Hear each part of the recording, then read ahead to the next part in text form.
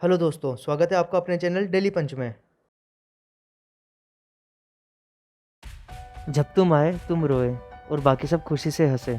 जब तुम जाओ तो मुस्कुराओ और दुनिया तुम्हारे लिए रोएगी। हाँ दोस्तों, मैं बात कर रहा हूँ साहित्य के गुरु, नोबेल पुरस्कार से सम्मानित रविन्द्रनाथ टैगोर की। गुरुदेव के नाम से प्रसारित रविन्द्रनाथ टैगोर जी का जन्म 7 मई 1861 को कोलकाता के जोड़ा साको ठाकुरबाड़ी में रविंद्रनाथ और शारदा देवी के यहाँ पे हुआ। रविंद्रनाथ एक समृद्ध परिवार से थे। रविंद्रनाथ जब छोटे थे तब उनकी माँ का स्वर्गवास हो गया। उनके पिता का ज़्यादातर समय ट्रेवलिंग में निकलता था, इसलिए रविंद्र का अधिकतर समय नौकरों चाकरों के साथ गुजरा। उनको बचपन से ही कविता और छंद लिखने में काफ़ी ज़्यादा रुचि थी। केवल 8 साल की उम्र से ही उन्होंने कविता लिखना शुरू कर दी थी और 16 साल की उम्र में उनके लघु कथा का प्रसारण हुआ। टैगोर अपने पिता के कारण ब्रह्म समाज से जुड़े हुए थे, लेकिन उन्होंने अपनी रचनाओं से सनातन धर्म को भी आगे बढ़ाने का काम किया है। टैगोर की प्रारंभिक शिक्षा सेंट जेवियर स्कूल से हुई। उनके पिता उन्हें बचपन से ही बैरिस्टर बनाना चाहते थे, इसलिए उन्हें कानून की पढ़ाई के लिए लंदन भेज दिया गया सन 1878 में। लेकिन रविंद्र का मन तो साहित्य में ही लगता था, इसीलिए सन 1880 में अपनी डिग्री पूरी किए बिना ही रविंद्र अपने देश आ गए। रविंद्रनाथ टैगोर को हमेशा सीखते रहने का शौक था।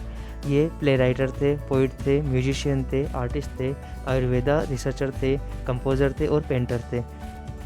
इन 1913 रविंद्रनाथ टैगोर को लिटरेचर में नोबेल प्राइज़ मिला उनके लोकप्रिय काम गीतांजलि के लिए। पहले नॉन यूरोपियन थे जिन्हें नोबेल प्राइज़ से पुरस्कृत किया गया। और दोस्तों 25 मार्च 2004 में इनका नोबेल पुरस्कार चुरा लिया गया था विश्वा भारती यूनिवर्सिटी से। फिर 2016 में एक बॉलीवुड सिंगर प्रदीप बोरी को इसके लिए अरेस्ट किया गया।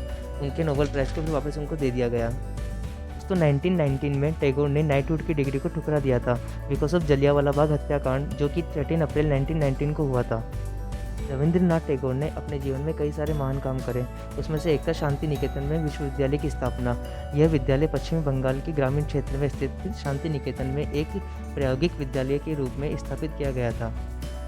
विश्व भारती के इर्द गिर्द ही शांति निकेतन बसा था, जहां उन्होंने भारत और पश्चिमी परंपराओं को मिलाने का पूरा प्रयास किया।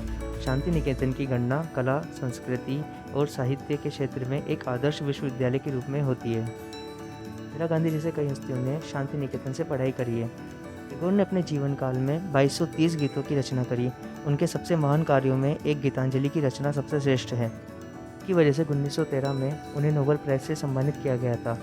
उस समय भी गीतांजलि की ख्याति इतनी थी कि उसका लगभग सभी विदेशी भाषाओं में अनुवाद किया गया, जिसकी वजह से टैगोर की ख्याति दुनिया के कोनों कोनों में फैल गई। इसके अलावा टैगोर के नाम और महान कार्य हैं। टैगोर को 2 देशों के राष्ट्रगान लिखने का गौरव प्राप्त है।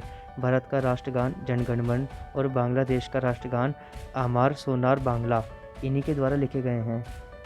तो ये जानकर हैरानी होगी कि महान वैज्ञानिक अल्बर्ट आइंस्टीन भी रविंद्रनाथ टैगोर की प्रतिभा से प्रभावित थे। आइंस्टाइन श्री टैगोर को रब्बी टैगोर के नाम से बुलाते थे, जिसमें रब्बी का अर्थ है मेरे गुरु। यहूदी धर्म में गुरु को रब्बी के नाम से संबोधित किया जाता है। श्री रविंद्रनाथ टैगोर राष्ट्रवाद के घोर समर्थक थे। उन्होंने ब्रिटिश शासन के अत्याचारों को जमकर आलोचना की और देश के लिए आज़ादी की मांग की। आपको ये जानकर हैरानी होगी कि टैगोर ही वह प्रथम व्यक्ति थे जिन्होंने गांधी जी को सर्वप्रथम महात्मा कहकर संबोधित किया था। रविंद्रनाथ टैगोर ने साहित्य को उन ऊंचाइयों तक पहुंचाया जिनके लिए उनकी जितनी प्रशंसा की जाए कम है। कला और साहित्य के क्षेत्र में उनका योगदान कभी भुलाया नहीं जा सकता। 7 अगस्त 1941 में वो परलोक चले गए, लेकिन अपनी रचनाओं और गीतों के माध्यम से हमारे बीच हमेशा जीवित रहेंगे। वे साहित्य, कला, संगीत, नाटक, दर्शन के क्षेत्र में ऐसे सूर्य हैं जो कभी अस्त नहीं होंगे। ऐसे महान प्रतिभा को हमारा कोटि कोटि प्रणाम। अगर आपको वीडियो अच्छी लगी हो तो ऐसे अमेजिंग वीडियोस देखने के लिए वीडियो को लाइक करिए, चैनल को सब्सक्राइब करिए। Thank you.